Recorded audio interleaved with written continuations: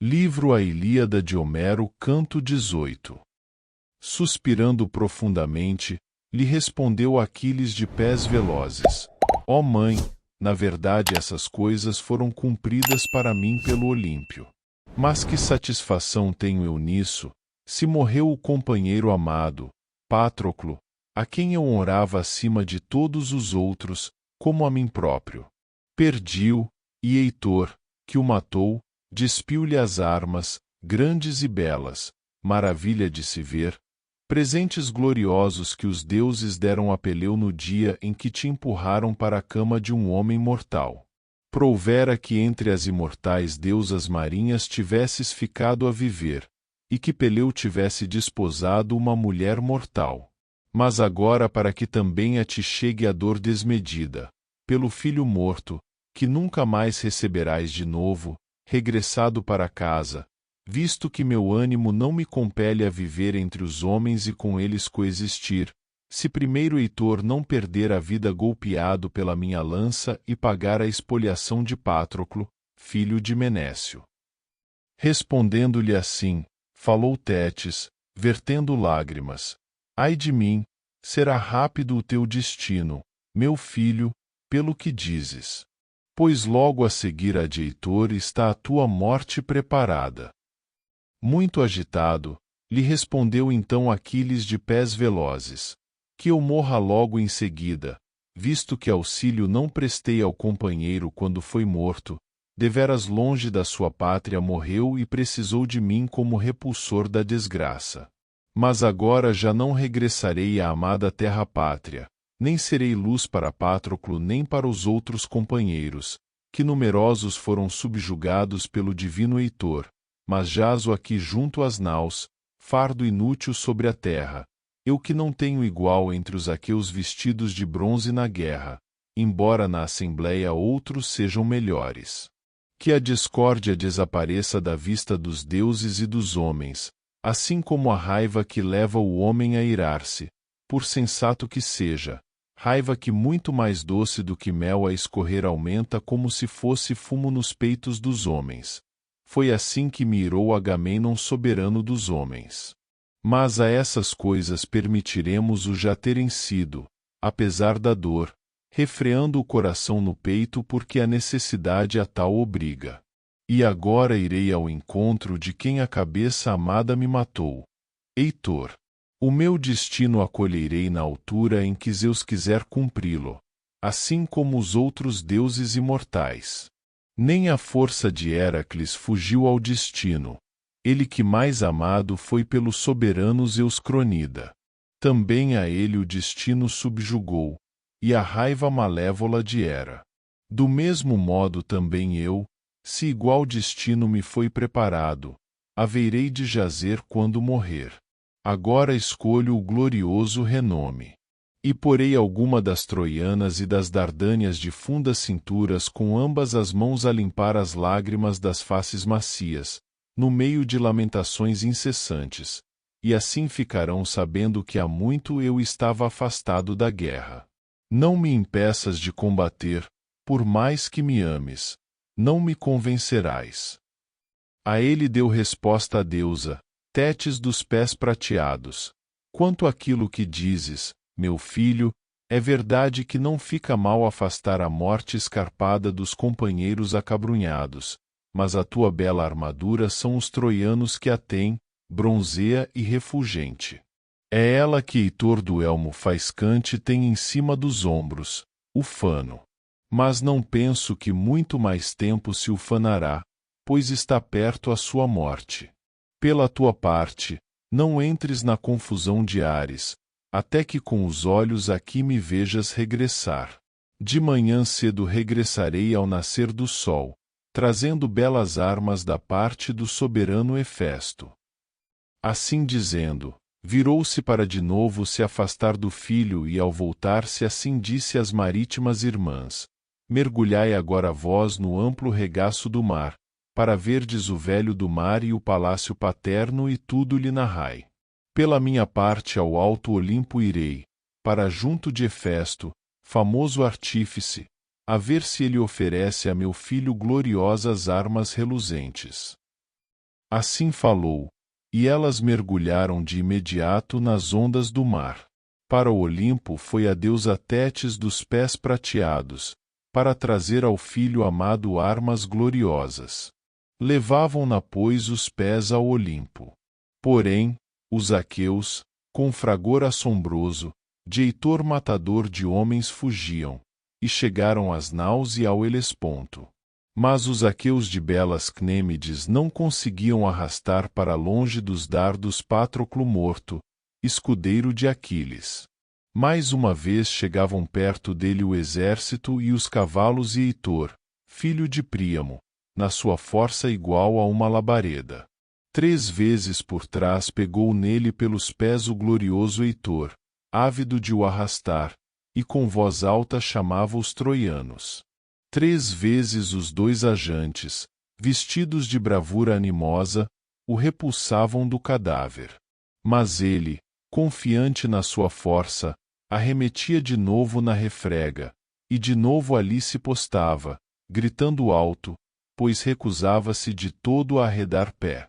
Tal como de uma carcaça os pastores do campo repulsar não logram o fulvo leão, grandemente esfomeado, assim os 2 guerreiros ajantes não conseguiram afastar do cadáver Heitor Priâmida. Mas agora o teria conseguido e ganhado glória indizível se Alpilida não tivesse chegado Íris com pés de vento para lhe anunciar do Olimpo que se devia armar, despercebida de Zeus e dos outros deuses. Era a Mandara, postando-se junto dele, proferiu palavras aladas. Levanta-te, Pilida, mais temível dos homens. Presta auxílio a Patroclo. Por causa dele levantou-se frente às naus o fragor tremendo da refrega. Matam-se uns aos outros, na tentativa de defender o cadáver do morto, enquanto os troianos arremetem para o arrastar até Ílion ventosa. Acima de todos, o glorioso Heitor está ávido de o arrastar, e o espírito incita-o a cortar a cabeça do pescoço macio, para espetar numa estaca da muralha. Levanta-te, não fiques aí deitado. Que a reverência sobrevenha ao teu espírito, para que Patroclo não se torne joguete dos cães de Troia. Tua seria a vergonha, se o cadáver chegasse mutilado. Respondeu-lhe em seguida o divino Aquiles de pés velozes: Deusa Íris, qual dos deuses me mandou a ti como mensageira? Respondendo-lhe assim, falou a rápida Íris com pés de vento: Hera me mandou, esposa gloriosa de Zeus. Mas não sabe o Cronida no seu alto trono, nem outro dos imortais, que habitam no Olimpo coberto de neve. Respondendo-lhe assim, falou Aquiles de pés velozes: Como irei eu para a luta? São eles que têm as minhas armas. Não me deixa minha mãe amada que me arme, antes que meus olhos a vejam regressar para mim. Pois prometeu trazer belas armas da parte de Hefesto. Não conheço nenhum outro cujas armas eu pudesse vestir, a não ser que fosse o escudo de Ájax Telamônio. Mas também ele, espero, está metido com os dianteiros, dando estocadas com a lança em defesa de Patroclo morto. Respondendo-lhe assim falou a rápida Íris com pés de vento: Também nós sabemos bem que eles têm tuas armas gloriosas. Mas vai para a vala e mostra-te aos troianos assim como estás, na esperança de que aterrorizados os troianos desistam da batalha e para que os belicosos filhos dos aqueus, exaustos, possam respirar. Breve é o tempo de respiração na guerra. Tendo ela assim falado, partiu Íris com pés velozes, levantou-se Aquiles, dileto de Zeus. E Atena lançou-lhe em torno dos ombros possantes a égide franjada, e em volta da sua cabeça pôs a divina entre as deusas uma nuvem dourada, e de Aquiles fez arder uma chama fulgente. Tal como quando a fumaça sobe da cidade e chega ao éter, lá longe de uma ilha sitiada por um exército inimigo, e todo o dia os homens são postos à prova na guerra odiosa a partir da muralha da cidade, E ao mesmo tempo que o sol se põe ardem as fogueiras umas atrás das outras e nas alturas fulmina o brilho para ser visto pelos povos que habitam em redor, para que venham com suas naus como repulsores da desgraça. Assim da cabeça de Aquiles a luminescência chegou ao céu. Pôs-se de pé na vala, vindo da muralha, mas não se imiscuiu entre os aqueus, pois da mãe respeitava o vale do conselho. Ali posicionado, gritou, e de longe Palas Atena ressoou. Porém entre os troianos se levantou turbilhão indizível. Tal como quando claro é o som, quando a trombeta ressoa sob a chusma de inimigos homicidas que sitiam uma cidade, assim clara ressoou a voz do neto de Éaco. E quando ouviram a voz de bronze do neto de Éaco, a todos se desanimou o coração. Até os cavalos de belas crinas puxaram para trás os carros, pois pressentiam no espírito a desgraça. E os cocheiros amedrontaram-se quando viram o fogo incansável, terrível, por cima da cabeça do magnânimo filho de Peleu, ardendo, pois fê-lo arder a deusa, Atena de olhos esverdeados. 3 vezes por cima da vala gritou bem alto o divino Aquiles. 3 vezes ficaram aturdidos os troianos e seus famosos aliados. E logo ali morreram 12 dos melhores homens, no meio das suas próprias lanças e dos seus carros. Porém os aqueus com regozijo tiraram Patroclo para longe dos dardos e depuseram-no numa padiola. Em torno dele os caros companheiros choravam. Atrás seguia Aquiles de pés velozes, vertendo lágrimas escaldantes, quando viu o amigo fiel deitado na padiola e golpeado pelo bronze afiado. Pois mandara-o para a guerra com cavalos e com carro, mas nunca mais ele o recebeu à sua chegada. Era a rainha com olhos de plácida toura mandou o sol incansável mas contrariado para as correntes do oceano.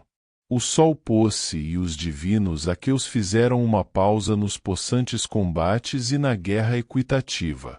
Por seu lado, os troianos regressados dos potentes combates desatrelaram dos carros os céleres cavalos e reuniram-se na assembleia, antes que lhes ocorresse jantar. Ficaram de pé enquanto durou a assembleia e nenhum ousou sentar-se. A todos tomava o terror, porque Aquiles se mostrará, ainda que havia muito se abstivesse da luta dolorosa. Entre eles começou a falar o prudente Polidamante, filho de Panto. Só ele olhava para trás e para a frente. De Heitor era companheiro, e na mesma noite tinham nascido, mas um vencia pelas palavras, o outro muito mais pela lança. Bem intencionado assim se dirigiu à assembleia. De vários lados reflete sobre isto, ó amigos. Por mim entendo que devereis regressar à cidade, a aurora divina não espeireis na planície junto das naus, estamos longe da muralha. Enquanto aquele homem contra o divino Agamemnon estava irado, mais fáceis eram os aqueus de combater. Também eu me alegrei quando passei a noite junto das naus, na esperança de que tomássemos as naus recurvas. Mas agora tenho um medo terrível do veloz Pilida. De tal forma é seu ânimo sobranceiro que não quererá ficar na planície, onde troianos e aqueus participam ambos no meio da fúria de Ares. Não, ele combaterá para alcançar a cidade e as nossas mulheres. Vamos, portanto, para a cidade. Obedecei-me. Assim será. Por agora a noite ambrosial refreou o Pilida de pés velozes. Se amanhã vier ao nosso encontro, e nós aqui estivermos, lançando-se com as suas armas, bem o ficarão a conhecer alguns de nós. Aliviadamente chegará a Sacra Ilion quem conseguir fugir, mas a muitos dos troianos comerão os cães e os abutres. Que longe do meu ouvido fique tal coisa. Se obedecermos às minhas palavras, apesar de acabrunhados, esta noite manteremos as forças na agora, e a cidade protegerão as muralhas e os altos portões e as respectivas portas lá metidas, grandes e bem polidas e fechadas. De manhã, ao nascer da aurora, armados com armaduras nos posicionaremos nas muralhas. E pior será para ele, se quiser vir das naus para combater conosco pela muralha. De regresso às naus ele irá, após ter saciado da corrida os corcéis de pescoço arqueado, conduzindo-os em volta da cidade. Mas o ânimo não o deixará forçar a entrada, nem a saqueará, antes disso o terão comido os rápidos cães. Fitando-o com sobrolho carregado, lhe disse Heitor do elmo faiscante: Polidamante, aquilo que tu disseste já não é do meu agrado, tu que nos mandas para a cidade para lá ficarmos encurralados. Não estais já fartos de estar desencurralados dentro dos muros? Outrora falavam todos os homens mortais da cidade de Príamo, como estava repleta de ouro e de bronze. Mas agora os belos haveres se perderam das casas, pois muitas riquezas à Frígia e à agradável Meunia foram vendidas, desde que se encolerizou o grande Zeus. Agora que o filho de Crono de retorcidos conselhos me outorgou obter a glória junto das naus e encurralar os aqueus perto do mar, tu, ó estulto, apresentas tais conselhos entre o povo. Nenhum dos troianos te dará ouvidos. Não o permitirei. Mas agora aquilo que eu disser, obedeçamos todos. Agora por todo o exército tomai a vossa refeição em grupos, não vos esqueçais da vigia. Mantenham-se acordados, cada um de vós.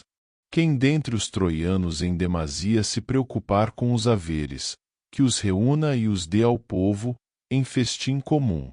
Será melhor que sejam eles a tirar proveito do que os aqueus. De manhã cedo, ao nascer da aurora, armados com armaduras, despertemos a guerra aguçada junto das côncavas naus. Se na verdade junto das naus se levantou o divino Aquiles, pior será para ele, se assim quiser. Pela parte que me toca, não fugirei da guerra funesta, mas frente a frente ficarei em pé diante dele, quer seja ele a vencer, quer seja eu. Igualitário é o Deus da guerra, e mata quem quer matar. Assim falou Heitor, ao que os troianos aplaudiram, estultos. Pois o juízo lhes tirara Palas Atena. A Heitor, que dera maus conselhos, louvaram, mas a Polidamante ninguém louvou, ele que dera excelente conselho. Em todo o exército tomaram o jantar. Porém os aqueus, toda a noite lamentaram Patroclo, chorando.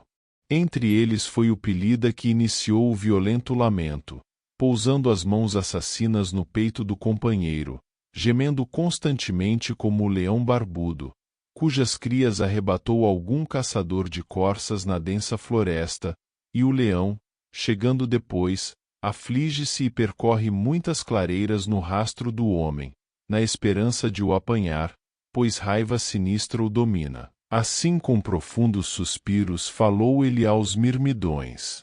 Ah, como foi vã a palavra que proferi naquele dia em que procurei animar o herói Menécio no nosso palácio.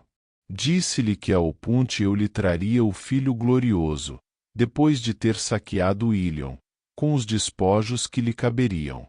Mas aos homens não faze-os cumprir todos os pensamentos.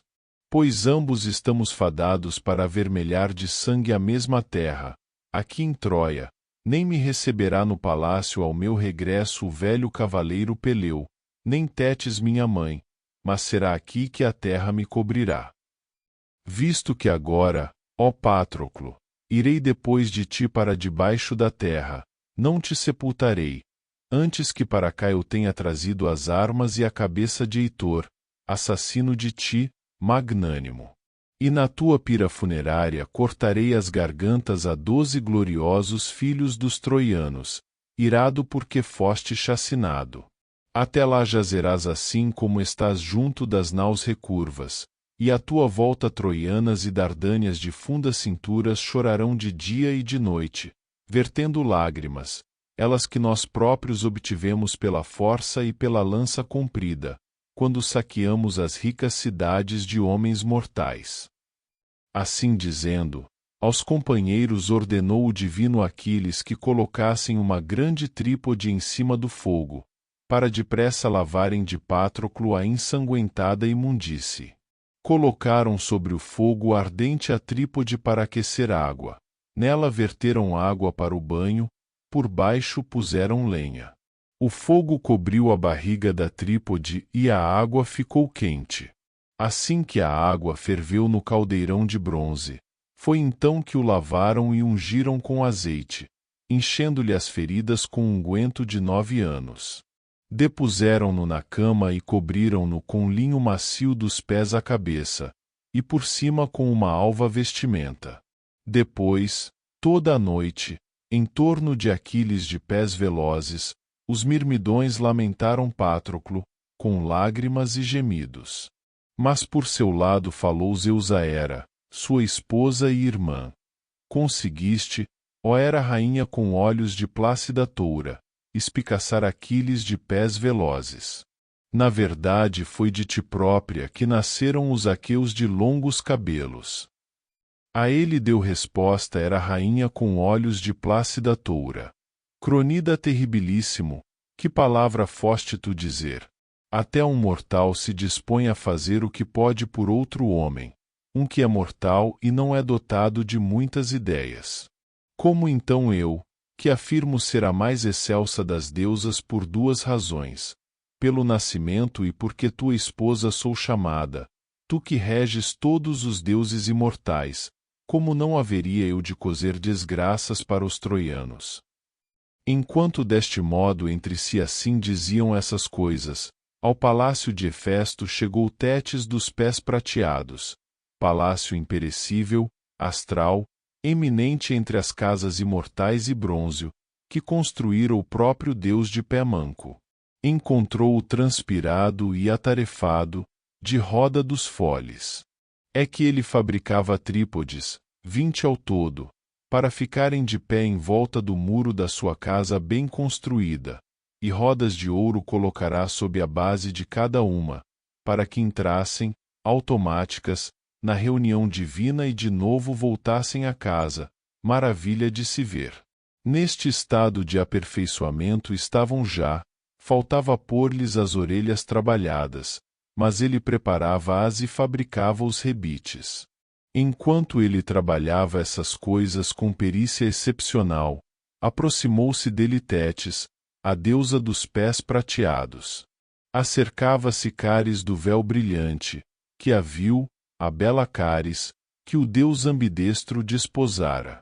Pegando-lhe na mão, assim lhe disse, tratando-a pelo nome: Por que razão vens à nossa casa, ó Tétis de longos vestidos, veneranda e estimada? Antes não eram frequentes as tuas visitas. Mas chega-te mais à frente, para que te ofereça a hospitalidade. Assim falando, caminhou à frente a divina entre as deusas. Fê-la sentar-se num trono cravejado de adornos prateados, belo e bem trabalhado. Sob o trono havia um apoio para os pés. Depois chamou Hefesto, o famoso artífice, e assim disse: Hefesto, chega aqui. Tétis precisa de qualquer coisa de ti. Respondendo-lhe assim falou o famoso deus ambidestro: Então na verdade está aí dentro uma deusa terrível e veneranda, ela que me salvou, quando me sobreveio a dor após a longa queda, por vontade de minha mãe, essa cadela, que me quis esconder por eu ser coxo. Então teria eu sofrido dores no coração, se Eurínome e Tétis me não tivessem acolhido ao colo. Eurínome, filha do oceano, rio que flui em sentido contrário. Com elas durante 9 anos forjei muitos objetos belos, pregadeiras e recurvas pulseiras e cálices e colares, em sua concava gruta. E à minha volta a corrente do oceano fluía, espumando, corrente inominável. Nenhum outro sabia de mim, ninguém dentre os deuses nem dentre os homens, mas Tétis e Eurínome sabiam, elas que me salvaram. Agora é Tétis que chega à nossa casa. Por isso incumbe-me retribuir a Tétis dos lindos cabelos todo o preço da minha vida.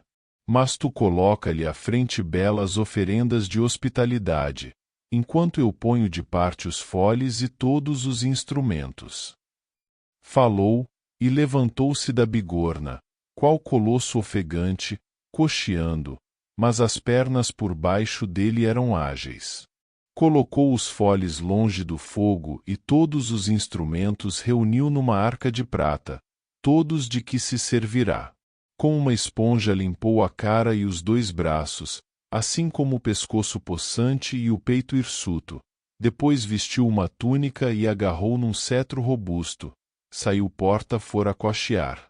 Para dar apoio ao soberano correram 2 servas douradas, semelhantes a moças vivas. Nelas há entendimento no espírito, são dotadas de voz e de força e conhecem os trabalhos dos deuses imortais. Foram estas que se apressaram a apoiar o amo, que foi a cochear até onde estava Tétis e sentou-se num trono luzente. Acariciando-a com a mão assim lhe disse, tratando-a pelo nome. Por que razão vens à nossa casa, ó Tétis de longos vestidos, veneranda e estimada? Antes não eram frequentes as tuas visitas.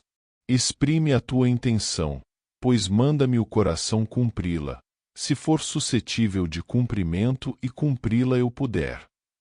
Em seguida lhe respondeu Tétis, vertendo lágrimas.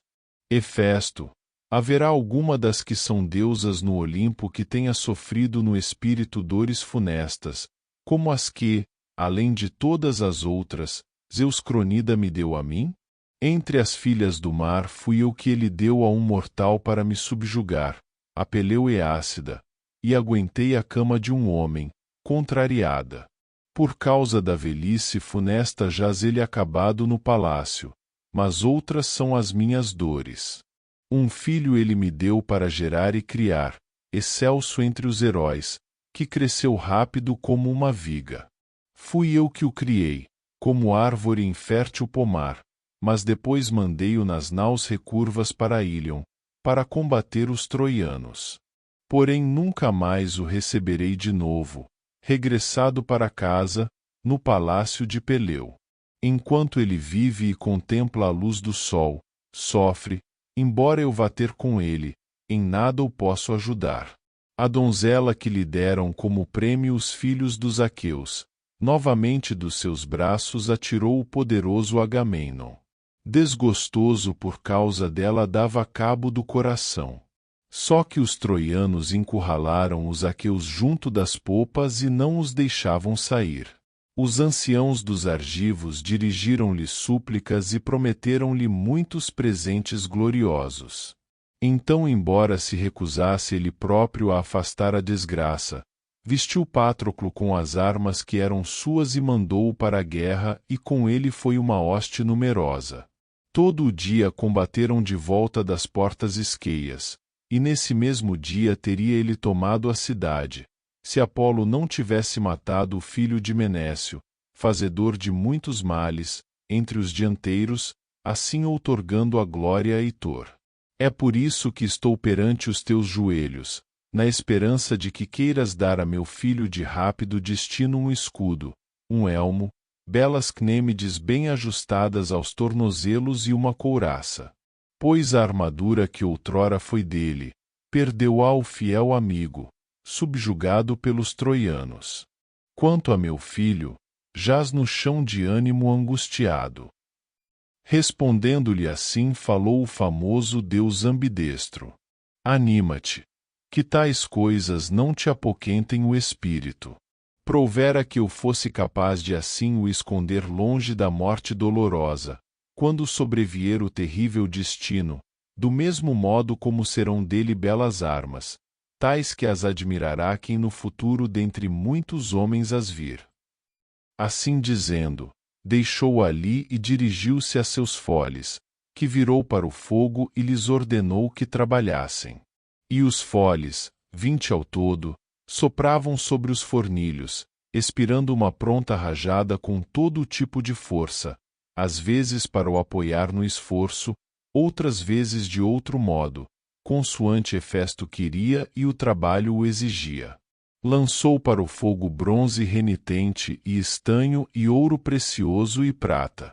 Logo em seguida colocou sobre o suporte uma grande bigorna. Com uma das mãos pegou no martelo ingente, com a outra, nas tenazes. Fez primeiro um escudo grande e robusto, todo lavrado, e pôs-lhe à volta um rebordo brilhante, triplo e refulgente, e daí fez um talabarte de prata. 5 eram as camadas do próprio escudo, e nele cinzelou muitas imagens com perícia excepcional. Nele forjou a terra, o céu e o mar, o sol incansável e a lua cheia, e todas as constelações, grinaldas do céu, as Pleiades, as Íades e a força de Orion, e a Ursa, a que chamam Carro, cujo curso revolve sempre no mesmo sítio, fitando Orion. Dos astros só a Ursa não mergulha nas correntes do oceano. E fez 2 cidades de homens mortais, cidades belas. Numa havia bodas e celebrações. As noivas saídas dos tálamos sob tochas lampejantes eram levadas pela cidade. Muitos entoavam o canto nupcial. Mancebos rodopiavam a dançar, e no meio deles, flautas e liras emitiam o seu som. As mulheres estavam em pé, cada uma à sua porta, maravilhadas. Mas o povo estava reunido na agora, pois surgira aí um conflito e 2 homens discutiam a indenização por outro, assassinado. Um deles afirmava ter pagado tudo, em declarações ao povo, o outro negava-se a aceitar o que fosse. Ambos ansiavam por ganhar a causa junto do juiz. O povo incitava ambas as partes, a ambas apoiando. Os arautos continham o povo, mas os anciãos estavam sentados em pedras polidas no círculo sagrado, segurando nas mãos os cetros dos arautos de voz penetrante. Com eles se levantavam e julgavam um de cada vez. Jaziam no meio 2 talentos de ouro, para serem dados àquele dentre eles que proferisse a sentença mais justa. Mas por volta da outra cidade estavam 2 exércitos, refulgentes de armas. 2 alternativas lhes aprouveram: ou destruir a cidade, ou então dividir tudo em 2, todo o patrimônio que continha a cidade aprazível. Os sitiados não queriam e armavam-se para uma emboscada. As esposas amadas e as crianças pequenas guardavam em pé a muralha, e com elas os homens já idosos. Os outros saíam, liderados por Ares e Palas Atena, ambos de ouro e de ouro revestidos, belos e altos nas suas armas, como deuses que eram, salientes no meio dos outros, os homens eram menores. Quando chegaram aonde lhes pareceu fácil a emboscada, num rio que servia de bebedouro para todos os rebanhos, aí se posicionaram, revestidos de fulvo bronze. Depois saíram 2 vigias para longe da hoste, à espera de verem chegar as ovelhas e bois de chifres recurvos, que chegaram depressa. Atrás deles seguiam 2 pastores, deleitando-se ao som da flauta. Não pressentiram o dolo. Ao verem-nos, contra eles se atiraram os soldados e depressa cortaram o acesso às manadas de bois e aos belos rebanhos de ovelhas brancas, e em seguida, mataram os pastores. Mas os sitiadores ouviram a grande confusão dos bois, sentados à frente dos lugares da assembleia, e logo montaram nos seus cavalos de patas leves e chegaram depressa.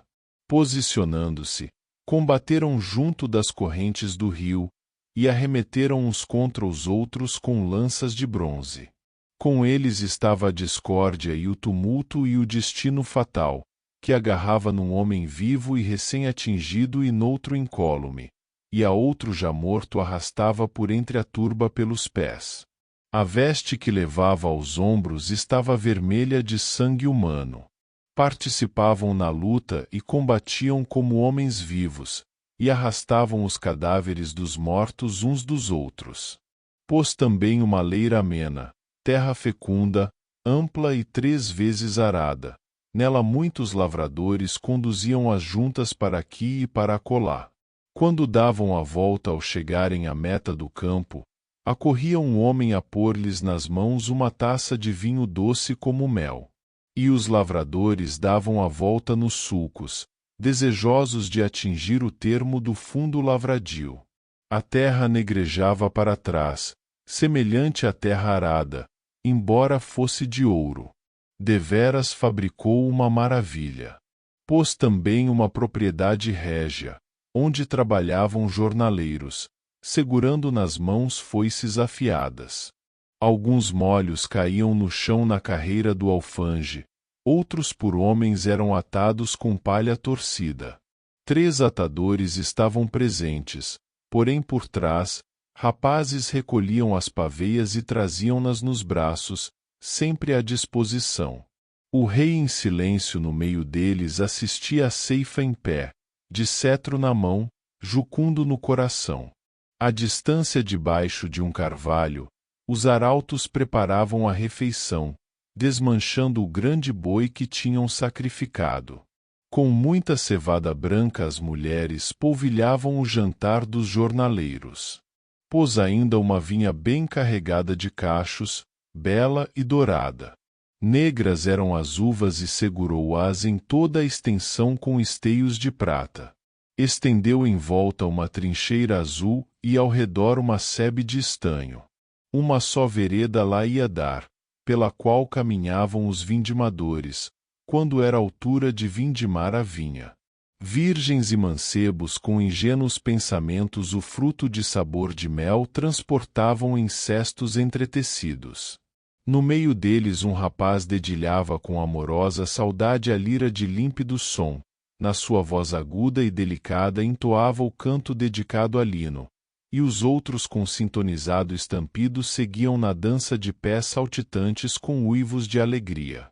Fez também uma manada de bois de chifres direitos. As vacas felas de ouro e de estanho, com mugidos se apressavam do estábulo para a pastagem, para junto do rio cheio de murmúrios e do canavial ondulante. De ouro eram os boieiros que acompanhavam os bois, 4 ao todo, e seguiam-nos 9 cães de patas rápidas. Mas 2 medonhos leões entre o gado que ia à frente agarravam um touro de urros profundos, que mugia alto ao ser arrastado. Perseguiam-nos os cães e os mancebos. Os leões tinham já rasgado o couro do enorme boi e devoravam as vísceras e o negro sangue, enquanto em vão os boieiros os afugentavam, incitando os cães velozes. Porém estes tinham medo de morder os leões, mas ficaram ali ao pé, ladrando e desviando-se aos saltos. Fez também o famoso deus ambidestro uma pastagem situada num belo vale, grande pastagem de brancas ovelhas, com redis, toldados casebres e currais. Um piso para a dança cinzelou o famoso deus ambidestro, semelhante àquele que outrora na ampla nossos Dédalo concebeu para Ariadne de belas tranças. Mancebos e virgens que variam muitos bois dançavam, segurando os pulsos uns dos outros. Elas estavam vestidas de pano fino, mas eles vestiam túnicas bem tecidas, suavemente luzidias de azeite. Elas levavam belas grinaldas, mas eles traziam adagas de ouro, que pendiam de talabartes de prata. Eles corriam com pés espertos e grande era a facilidade, tal como quando um oleiro experimenta sentado a roda ajustada entre as suas mãos, a ver se gira, ou então corriam em filas, uns em direção aos outros. Uma multidão numerosa observava a dança apaixonante, deslumbrada, e 2 acrobatas no meio deles rodopiavam para cima e para baixo, eles que lideravam a dança. Colocou ainda a grande força do rio Oceano, à volta do último rebordo do escudo bem forjado. Mas depois que forjou o escudo grande e robusto, forjou para Aquiles uma couraça mais luzente que o fogo, e forjou um elmo pesado, ajustado às têmporas, belo e bem lavrado, e por cima pôs um penacho dourado. Forjou ainda cnêmides de estanho moldável. Depois que fabricou todas as armas o famoso deus ambidestro, pegou nelas e depositou-as à frente da mãe de Aquiles. Como um falcão saltou ela do Olimpo coberto de neve, levando da parte de Festo as armas refulgentes.